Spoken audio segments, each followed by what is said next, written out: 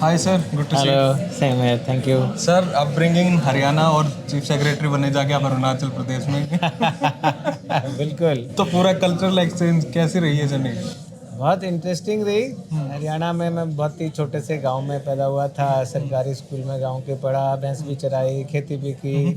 ठीक है, तो वो करके और फिर वेटनरी डॉक्टर हूँ मैं। अपने एजुकेशन, पहली एजुकेशन मेरी HAU हिसार से वेटनरी कॉलेज से थी, और उसके बाद वहीं से मैंने तैयारी की, वहाँ से काफ़ी मेहनत की 2 साल, तो फिर मेरा फाइनली सिलेक्शन हुआ। और बहुत अच्छी जर्नी रही, क्योंकि मसूरी गए ट्रेनिंग के लिए, वहाँ से फिर मिज़ोरम पोस्टिंग हुई, मिज़ोरम से अरुणाचल, बिल्कुल चाइना बॉर्डर, तवांग आपने सुना होगा, बहुत हाँ, ही तवांग, हाँ हाँ, सुंदर obviously, जगह पे है, खूबसूरत जहाँ जगह पे है। मैं 2 साल रहा। उसके बाद में दिल्ली, और दिल्ली के बाद बीच में मैं था दमन एंड दीव। तो बहुत अच्छी जर्नी रही, बहुत अच्छा लगा और बहुत काम भी किया। तो सर ये आईएएस पूरा देश तो दिखाई देता है, ये नौकरी कम से कम।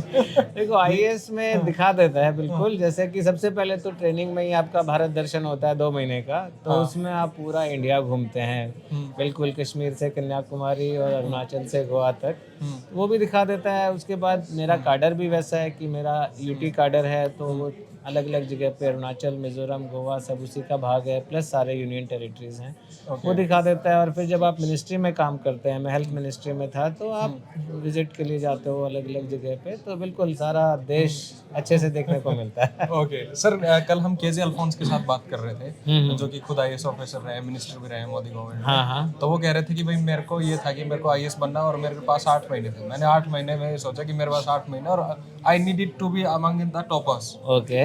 टॉपर्स में आना है मेरे को, हाँ। और वो मैंने क्रैक कर लिया और मैं आईएएस बन गया। बहुत बढ़िया, बहुत अच्छा हुआ। तो यार सबके साथ ऐसा ही हो, भगवान करे इतने सालों साल मेहनत नहीं करनी पड़े। तो लकी रहे, मैं कहूँगा। हाँ, तो कितनी मेहनत करनी पड़ती है? 8 महीने में भी हो जाता है, 4 साल 5 साल में भी नहीं होता। ये क्या है, सीन क्या है यूपीएससी? देखो, 8 महीने में भी हो सकता है। इसमें बहुत बड़ा आपका रोल है, जो इसमें रोल है कि आपने कितनी मेहनत की। चाहे आपने फाउंडेशन अच्छी कर रखी होगी शुरू से, आप एक अच्छे उसमें माहौल में रहे हैं, बीच में पढ़ते रहे हैं, चाहे आपने टारगेटेड नहीं किया, और लास्ट में अगर आपने 8 महीने तैयारी की और लक भी आपके साथ है कि आपको क्वेश्चंस भी ठीक ठीक आ गए, इंटरव्यू बोर्ड अच्छा मिल गया, लिबरल इंटरव्यू बोर्ड में नंबर अच्छे आ गए, तो ये हो सकता है। लेकिन ज़्यादातर केसेस में थोड़ी ज़्यादा मेहनत लगती है 8 महीने से। कम मैं कहूँगा कि 1 से 1.25 साल पूरी डेडिकेटेड मेहनत के साथ लगता है।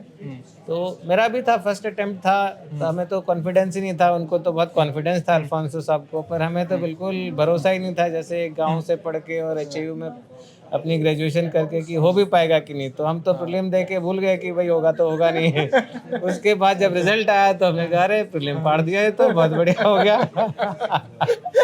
गाँव में तो पाड़ दिया। बिल्कुल। तो फिर मेंस दिया, फिर मेंस के बाद कॉन्फिडेंस चला गया कि अरे कहाँ होगा, इतने लोग हैं, इतने IIT के बच्चे हैं। तो फिर रिजल्ट आया, मेंस भी हो गया, लेकिन फिर फाइनल नहीं हुआ उस साल, क्योंकि एक डेडिकेटेड तरीके से लगातार मेहनत नहीं की थी, अंडर कॉन्फिडेंस रहा। कंसिस्टेंसी नहीं थी। हाँ, कंसिस्टेंसी भी नहीं थी, और उसका मेन कारण था कि अपने आप पे भरोसा नहीं था कि आप कर पाओगे। और ऐसा बहुत लोगों में होता है, जैसे मैंने अभी भी बोला सेशन में कि हमारे हजारों लाखों बच्चों का सपना होता है, लेकिन कॉन्फिडेंस नहीं होता कि अरे मैं कर पाऊंगा कि नहीं, ये तो दिल्ली में इतने लोग हैं, ये तो यहाँ पे IIT के इतने बच्चे हैं, लेकिन इनके इन्फीरियोरिटी भी हो जाता है। तो हाँ, थोड़ा इन्फीरियोरिटी हो जाता है, थोड़ा लॉस ऑफ कॉन्फिडेंस हो जाता है, तो वो नहीं होना चाहिए। जैसे आपने बोला, अल्फोंसो साहब ने कहा मेरे को कॉन्फिडेंस है, मैं 8 महीने में कर दूंगा, उन्होंने डेडिकेटेड होके कर दिया। तो जो डेडिकेटेड होके कर देगा तो कर सकता है। ओके सर, 3-4 चीजें क्या हैं जो मतलब आपको करनी ही करनी चाहिए to become an IAS officer और to get in the UPSC? देखिए, सबसे पहले तो आपको ये सपना देखना चाहिए कि हाँ, मेरे को IAS ऑफिसर बनना है, और वो सपने को जीना चाहिए। ऐसे नहीं कि एक बार देख लिया फिर भूल गए, फिर देख लिया फिर भूल गए। दूसरा, अपने आप पे भरोसा करना चाहिए कि मैं कर सकता हूँ, ये सब कर सकते हैं तो मैं भी कर सकता हूँ। ये इतने हम्बल बैकग्राउंड के बच्चे मेरी किताब में जिनकी कहानियाँ वो कर सकते हैं, तो मैं भी कर सकता हूँ। और फिर आपको एक स्ट्रेटजी बनानी चाहिए कि मेरे को कैसे करना है, कैसे पढ़ना है, क्या पढ़ना है, किससे पूछना है, वो क्लैरिटी होनी चाहिए कि कौन से सोर्स से पढ़ना है। बहुत ज़्यादा चीज़ें नहीं पढ़नी है, आजकल तो इतनी इन्फॉर्मेशन अवेलेबल है, आप सारी पढ़ने लग गए तो आपका हो लिया, कुछ नहीं होगा।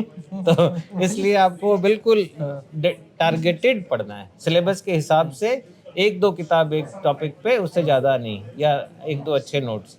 और उसके बाद में बहुत लोगों की गाइडेंस भी नहीं लेनी है, वो तो फिर रायता फैलेगा। ज्यादा ज्ञान नहीं। हाँ, ज़्यादा ज्ञान नहीं लेना है, आपको आदमी छांटना है कि ये आदमी है जो मेरे को सही ज्ञान देगा। एक आदमी का ज्ञान लो, बाकी की अपने कान बंद कर लो, आंखें बंद कर लो, ओके। तो आपका जरूर होगा। सर एक ये भी माना जाता है कि आईएएस बनते ही आपको महाज्ञानी होने का सर्टिफिकेट मिल जाता है।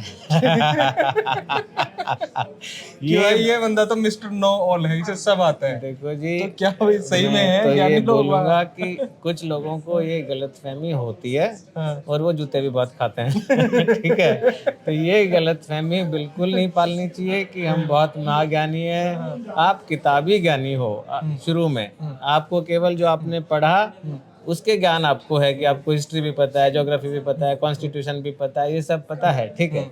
लेकिन फील्ड की रियलिटी अलग होती है। डॉक्टर भी एमबीबीएस में जितना पढ़ ले, जब फील्ड में जाएगा ना, तब उसके हाथ पैर फूल जाते हैं कि क्या करना है। प्रैक्टिकल तो करेगा फील्ड में आपको प्रैक्टिकल होना चाहिए। फील्ड में आपको याद रखना चाहिए कि आप जैसे हजारों लाखों लोग थे जो आईएएस बनना चाह रहे थे, पर भगवान ने आपको चुना, क्योंकि थोड़ा लक का रोल भी होता है। तो आपको वो वापस देना है सोसाइटी को, आपको वापस थैंक यू करना है रोज भगवान का। तो अगर आप अपने आप में इतने ओवर कॉन्फिडेंट हो गए कि मैं तो जी पता नहीं क्या हूँ, तो तो आप अपनी जस्टिस नहीं कर पाओगे, ना अपना काम ठीक से कर पाओगे। फील्ड में डेली आप लर्न करते हो, डेली नई नई चीज़ें सीखते हो, डेली मैनेजमेंट की ट्रिक सीखते हो, क्राउड मैनेजमेंट सीखते हो, लीडरशिप सीखते हो।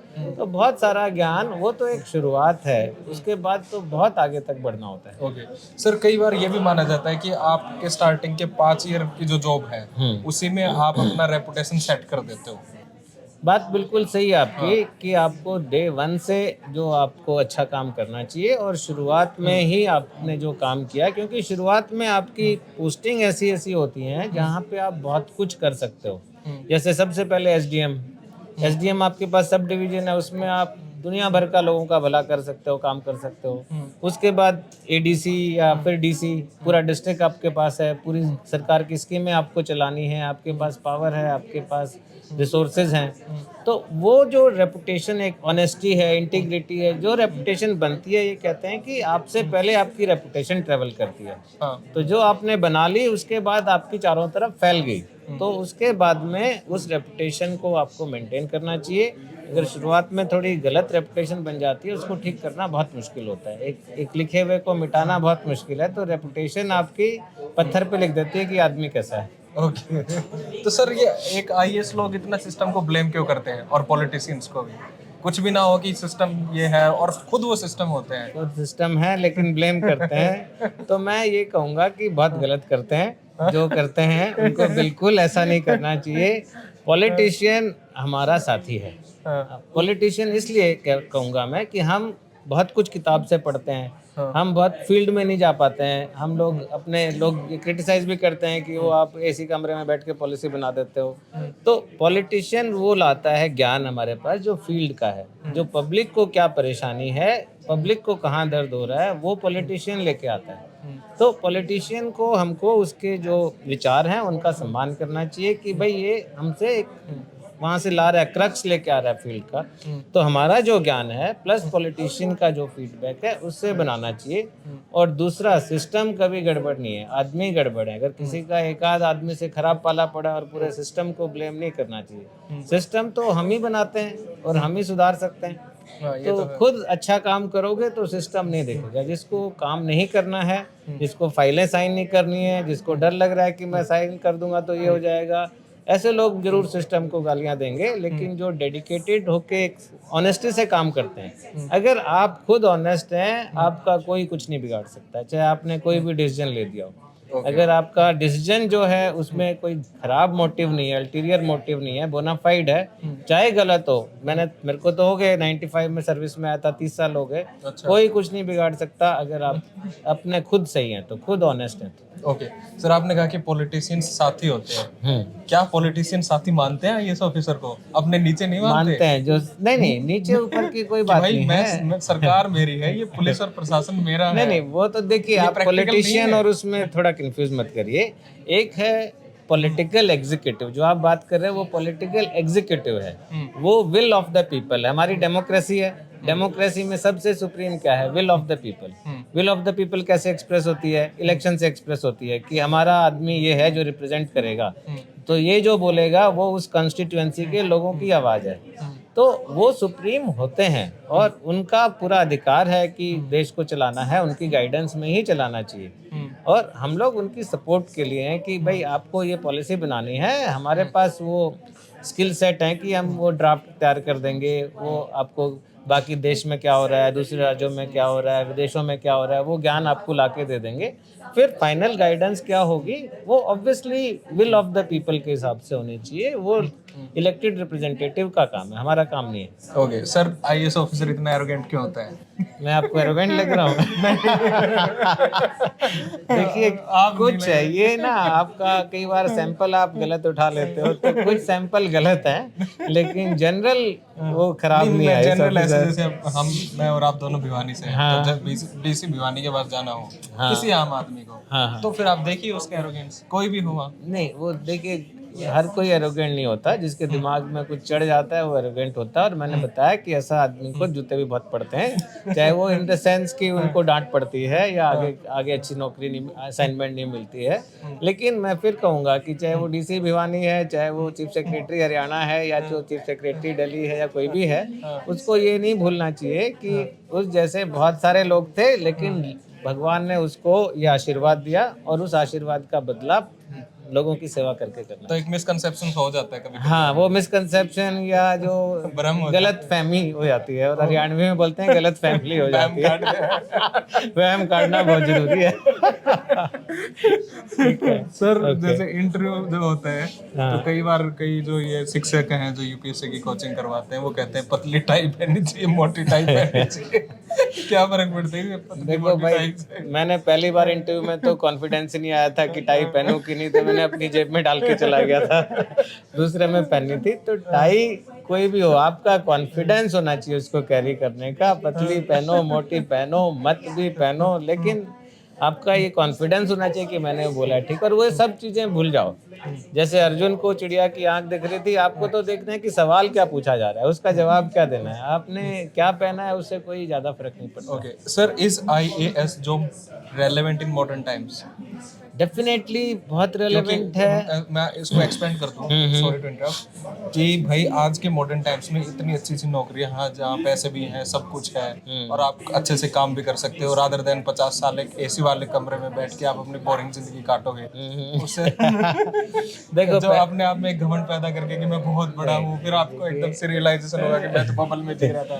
नहीं, या फिर पैसे आईएएस में ज्यादा है कि वहाँ किसी भी तरीके से कमा सकते हो। बिल्कुल ये गलत सोचना है। देखिए, मैं बताता हूँ कि आईएएस में जितनी अपॉर्चुनिटी आपके पास है काम करने की, वो कहीं पे नहीं है। आपको किसी फील्ड में काम करना हो, आप एसडीएम हैं, डीसी हैं, या बाद में सेक्रेटरी हैं, एजुकेशन में, हेल्थ में, इंफ्रास्ट्रक्चर में, वो अपॉर्चुनिटी कोई नौकरी नहीं देती है। पब्लिक की लाइफ में चेंज ला सकता है, वो अपॉर्चुनिटी कोई नौकरी नहीं देती है। सब अपने एक वर्टिकल में काम करते हैं, छोटे से में। ये इतना वास्ट जो फील्ड खोल रहा है, वो जो ये नौकरी हमारी है आईएएस की समझ लीजिए, या जो सिविल सर्विसेज की हैं वो समझ लीजिए, उस इतना कहीं पे भी अपॉर्चुनिटी नहीं है। अच्छा। दूसरा, जब आप ऊपर आते हैं तो आप इतना ऐसे आपके पास वो है आपकी पोजीशन के कारण कि आप पॉलिसी बनाते हो। एक पॉलिसी अगर आप स्टेट में सेक्रेटरी हो तो पूरे स्टेट के लोगों के लिए बदल देती है चीज़ों को। मैं सेंटर में हूँ तो एक पॉलिसी पूरे देश भर में चीज़ें चेंज कर देती है।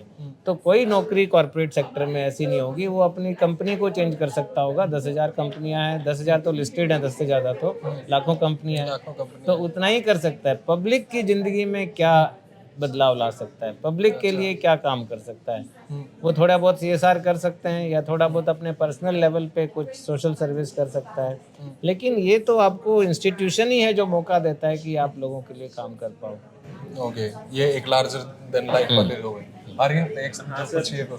हाँ जी। जैसे जो जितने भी हम आईएएस ऑफिसर देखते हैं मोस्टली ये कहते हैं इंटरव्यू में कि हमें समाज की सेवा करनी है, सोसाइटी को पे बैक करना है। तो ये सारे समाज से भी आईएएस ही बन जाते हैं। और इसमें कितनी सच्चाई है कि समाज सेवा? देखो, समाज सेवी की भावना मैं जरूर बोलूँगा कि उस समय बहुत भावना रहती है ये, जब मैंने भी किया था उस समय हम रोज प्रे करते थे कि ये भगवान सिलेक्शन करा दे, पूरा पब्लिक के लिए काम करेंगे, और वो भावना होती भी है। और मैं कहूँगा कि वो भावना मेंटेन करनी चाहिए। बहुत सारे लोग नहीं मेंटेन कर पाते, वो उससे चले जाते हैं, ड्रिफ्ट हो जाते हैं, प्रायोरिटी बदल जाती हैं, या घमंड आ जाता है, एरोगेंस आ जाता है।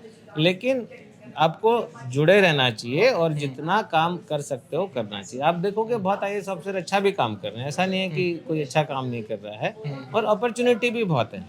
ऐसा है कि आप, जैसे मैं एक एग्जांपल बताता हूँ, मैं अरुणाचल में था बहुत पहले, 1999 में DC था। वहाँ पे एक ट्राइब थी जो कि दूसरी ट्राइब की स्लेव थी। तो कौन सी कंपनी या कॉर्पोरेट वाला वो 5,000 6,000 स्लेव को छुड़ा सकता है? हमने वो 5-6 हज़ार स्लेव छुड़ाए, उनके लिए अलग गांव बनाया, उनको सारी फैसिलिटी दी, होम मिनिस्टर के घर पुलिस भेज के स्लेव छुड़ाए। तो इस तरह की अपॉर्चुनिटी मिलती हैं, काम करना चाहिए। और जो ठीक है, कुछ लोग बाद में एक बार मिल जाता है, जैसे आपने बहुत जोक था कि कोई ऊपर पेड़ पे फंस जाता है और वो कहता है भगवान नीचे उतार दे, मैं 100 पंडित जिमाऊंगा। फिर नीचे आता है आधा, बोलता नहीं मैं 50 जिमा दूंगा, फिर नीचे तो ठीक है, उस समय डिफिकल्ट सिचुएशन में बड़ा कमिटमेंट करते हैं और धीरे धीरे कम हो जाता है, लेकिन कम होना नहीं चाहिए। दोबारा वही बता रहा हूँ कि हमको चुना है भगवान ने, बहुत रोल है इसमें लक का भी।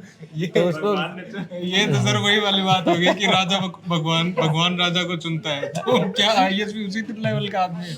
नहीं ये क्या आपने कहा ना कि भगवान मेरे को राजा को भगवान- चुनता है, ये पुरानी बात है। लेकिन मैं फिर बता दूं, 10 लाख लोग देते हैं, 100 लोग सेलेक्ट होते हैं, हाँ, कितने % प्रोबेबिलिटी है? ये तो 0.0001% है। ठीक है, कम से कम भी 15-16 हज़ार लोग प्रीलिम पास करते हैं, लगभग सब बराबर हैं। उस 15,000 में 100 में आपका नंबर आ जाए तो उसमें बहुत बड़ा लक फैक्टर भी होता है मेहनत के साथ साथ। हाँ, ये तो है। ठीक है, तो ये कभी भूलना नहीं चाहिए कि आपने जो मेहनत की बाकी लोग ने भी की, लेकिन कहीं ना कहीं उस स्टेज पे वो गोटियां फिट हुई, वो आपके लक के कारण हुई कि आपको वो मेंस में सारे कुछ पेपर भी ठीक हो गए, इंटरव्यू बोर्ड भी अच्छा मिल गया, नंबर भी अच्छे मिल गए, ऐसे में भी ठीक हो गया। तो वो गोटियां भी फिट बैठती हैं, उसमें लक का रोल है। एक भी गोटी इधर उधर हो जाती है तो आदमी इंटरव्यू दे के 4 बार इंटरव्यू दे के भी नहीं होता। ओके सर, एक आखिरी क्वेश्चन, जैसे आपने कहा कि IAS के पास बहुत अपॉर्चुनिटी होती है, और कल ही हम अरुणा रॉय मैम का इंटरव्यू कर रहे थे, तो उन्होंने तो IAS करके छोड़ दी समाज सेवा करने के लिए। देखो, उनको लगा होगा, तो वो उनका लिमिटेशन क्या होती है? इंडिविजुअल डिसीजन है। लिमिटेशन क्या होती है? मेरे को लगता है कि लिमिटेशन नहीं है। कई बार होता है कि आपका माइंडसेट है, इंडिविजुअल डिसीजन है, उनको लगा कि वो NGO में बहुत अच्छा काम कर सकती है, वो उनका डिसीजन है, हम उसका सम्मान करते हैं कि अच्छा डिसीजन होगा उनको अपनी तरफ से, हो सकता है उनको लगा होगा कि उन्होंने बहुत काम किया। लेकिन जितनी मेरा मानना ये है कि जितनी आपको अपॉर्चुनिटी सर्विस में रह के लोगों का काम करने की मिलती हैं, उतनी आपको बाहर नहीं मिल पाती हैं। कोई बहुत लकी होगा कि उसको इतना कर पाया, अरुणा रॉय मैडम कर पाई होंगी, राजस्थान काडर में ही थी शायद वो। लेकिन मेरे को लगता है कि ये जो इंस्टीट्यूशन है उसकी बहुत सपोर्ट रहती है, पूरा पैराफर्नेलिया आपके उस सपने को सही करने में, साकार करने में लग जाता है। अगर आपने एज DC ये देखा है कि मेरे डिस्ट्रिक्ट में, सपोज मेरे यहाँ भी था कि 100% बच्चों की इनरोलमेंट करनी, आपके पास पूरा पैराफर्नेलिया है उस काम को करने के लिए। जबकि आप अगर अकेले एक NGO में काम कर रहे हैं, आपके पास फंड्स भी लिमिटेड होते हैं, रिसोर्सेज भी लिमिटेड हैं, तो अलग अलग विचारधाराएं हैं। मेरी विचारधारा ये है कि आप सर्विस में रह के ज़्यादा अच्छा कर सकते और सर, कोचिंग इंडस्ट्रीज पे आपका क्या ओपिनियन है? लाइक वो गाइडेंस देती है या फिर वो वल्नरेबिलिटी पे खेलती हैं लोगों की? देखो, दोनों चीज़ हैं। पहली बात तो मैंने बोला भी अभी कि कोचिंग की बिल्कुल ज़रूरत नहीं है अगर आपको सिविल सर्विस क्रैक करना है, मतलब मैंडेटरी नहीं है कोचिंग।